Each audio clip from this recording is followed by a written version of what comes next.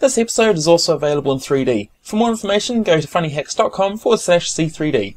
This is the technical video for the box episode.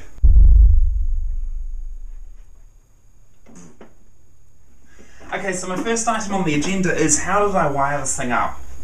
Now, I had been talking to a guy who is much more advanced in electronics than I am. I've been doing electronics since I was about 6 years old. But I've never gone to be advanced in it. This friend of mine is pretty advanced in it, and so yeah, we were chatting about various things, and he mentioned about how resistance affects the circuit, and he was talking about making things energy efficient and that type of thing. And one of the things he was talking about was how if you stick a resistor in a circuit, you're actually losing a lot of the energy which is not going into the thing which you have put the resistor beside. A lot of that is actually just going into heat coming out of the resistor. In hindsight, I'm not entirely sure I totally agree with that, but I think it is true to at least a relevant extent in that yes, there is some power wasted there. So when I wired this up, I had just recently had that conversation with him, and so one of the things that this mentality which I was going through at the time was that whenever power needs to be dissipated, dissipate it with something useful. And so therefore, it took, I can't remember the voltage required at the moment. It takes a certain voltage to power the LED. It was somewhere around 1.5-ish. So you have to get over the minimum and under the maximum. I had to double it. If you halved what I had available, then it would sit nicely in that range. So what I ended up doing was putting two LEDs in series. This gives me the correct voltage, but in hindsight, I'm not entirely sure it's doing the right thing to the amperage, because the whole point of putting a resistor in a circuit with an LED is to limit the amount of current going through that LED, and I don't think what I've done is doing squat as far as the current goes. So quite potentially these LEDs will slowly burn out over time, but they have been under heavy use now for a few months, and they're still going well. So we shall see. So I've partly covered this. Wiring in parallel, that's what I've just mentioned. Segmenting. One of the things that I've done, I'll do some close-up footage later on so you can see it, but what I've done is I've segmented, so the COM, most of the .com is one segment, and then the S is one segment, the K is one segment, blah blah blah, continuing on like that. So therefore, if I have a fault, it's fairly easy. I can just unplug segments until I find where the fault is, and then I plug in everything else, and then I can continue using the thing until I get home. Then I can do the repairs and that type of stuff. That has been beautiful. It took ages to do, but I'm so glad I did it. One thing to be aware of is I put my bike lock in the back here unrestrained, and then biked over a railway crossing. Bad! It took me about 3 hours to fix the damage that I did in that couple of seconds. Yeah, so bear that in mind. Right, choice of batteries. I chose to run this off 2 sets of 3 AA's. Now this isn't 2 active sets, this is 1 active, 1 passive. So I've got a switch here so I can choose if it's in the middle it's set A, if it's in the middle it's off, if it's at the top it's set A, if it's at the bottom it's set B.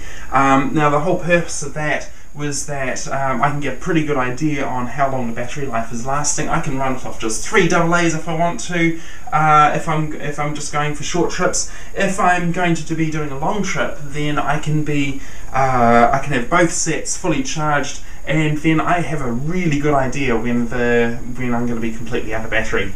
I did a nifty wee trick in this. I haven't used it. What that is that you can actually, because LEDs require a certain voltage to start, but then once they're going, you can actually bring that voltage down a whole lot. And so the idea was say set A is now flat and too low to get the LEDs started up, but set B has enough to get it started up. what I've done here is you just have to have it turned on, and I've got a big red button. You push that button and it brings the two sets together for a moment. It just puts them in parallel, not series. So if both of them are below that voltage, then you're not going to get it started, but if one of them is still above, you're going to get it started, which means you can get a little bit more juice out of the set of batteries which is low. Like I say, haven't used that yet, but if I'm doing a long bike ride I may use that. Right, so the torches and LEDs, these ones down the bottom are all cheap. They're just from a bulk pack. They are not very bright. Under the studio lights there's absolutely no way you're going to be seeing them. On the road they're pretty good, but they're very, very directional. One of the things I'd like to do is to actually take apart a bike light, a normal bike light, and I'm actually going to just sort of dot LEDs around there, so it's going to be like sparkling. But what I would love to do if I had time and a bit more money to allocate to it, I would actually go and replace all of these LEDs with super bright LEDs, and that would make the thing a whole lot more effective. I've got a couple of super bright LEDs in there. When I looked on the viewfinder, that did actually show up, so I think you can see that. I've also got some LEDs in here. I haven't got in my notes, I haven't mentioned that I need to explain that. We'll come back to the doggy in just a moment, don't let me forget. Okay, so this way, these torches, I hope I'm not blinding cameras actually, these torches are incredibly bright when you're actually on the road. I'm not sure what it's like with the studio lights, but there we go. This cost me $4. I thought that was brilliant. That was just one of those sort of random specials that you get at the supermarket. Yeah, really happy with those, and they run on 3 AAAs, and so I've just wired it into the power supply here, modified it so that I'm not sure if you can see it or not on the kit there, but those are in the shape of a smiley face. Yeah, it just seemed fun. Okay, the doggy. Wiring up the doggy. So the doggy's eyes glow, so I'll have to get another shot of that because you probably can't see it from there. That was quite tricky. What I ended up doing was getting a screwdriver and plying out the eyes.